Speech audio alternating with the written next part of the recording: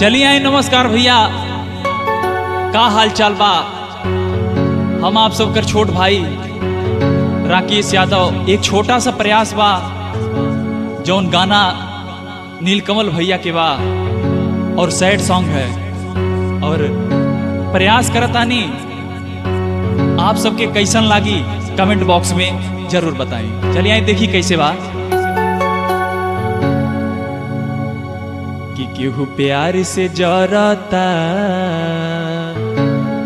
कि केहू प्यार से जरता, बदनाम सलाई बा।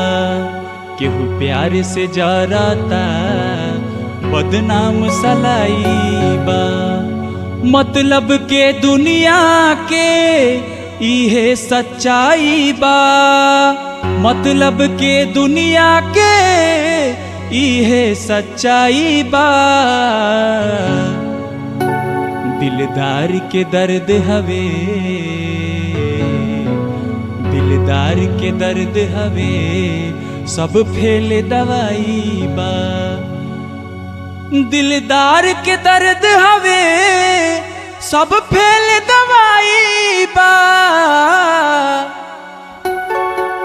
कैसा लगल प्रयास, आप सब कमेंट में जरूर बताएं।